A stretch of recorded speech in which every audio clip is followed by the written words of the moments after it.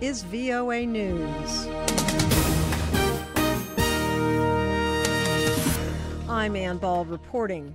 A military flare-up on the Israeli border with Syria has resulted in anti-aircraft fire downing an Israeli warplane that was returning from a bombing raid on Iran-backed positions in Syria earlier in the day.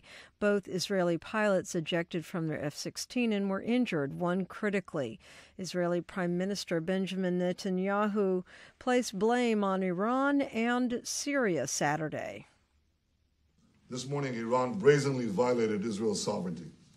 They dispatched an Iranian drone from Syrian territory into Israel, and this demonstrates that our warnings were 100% correct.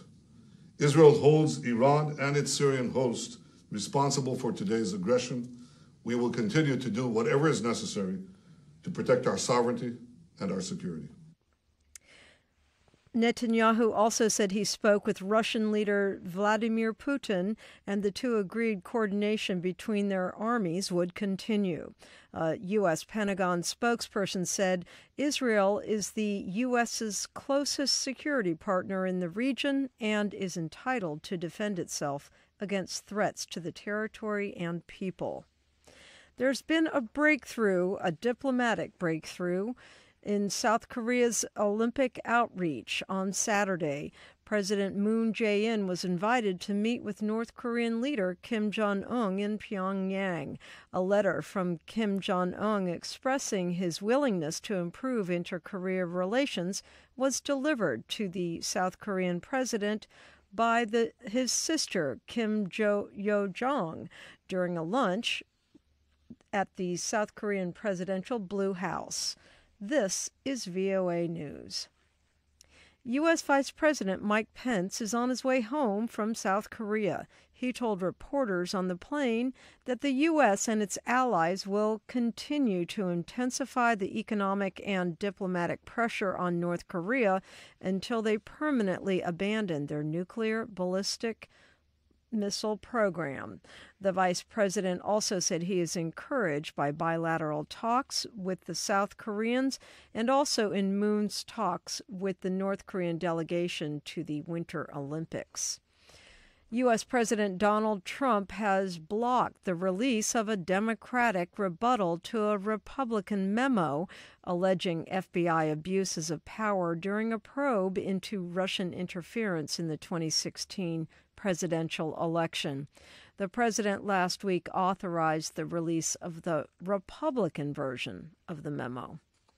Meanwhile, the Trump administration has been responding to news that a second staff member, speechwriter David Sorensen, has resigned over domestic abuse allegations against him by a former wife. It came 2 days after White House Staff Secretary Rob Porter stepped down amid accusations he had abused ex-wives. President Donald Trump said on Friday he was very sad at Porter's resignation.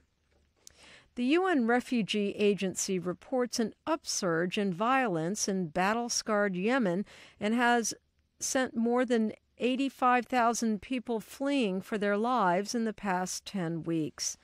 Lisa Schlein reports for VOA on the story from Geneva. More than 2 million people have become internally displaced in Yemen since March 2015. That is when a Saudi-led coalition began a bombing campaign against Houthi rebels in support of Yemen's government.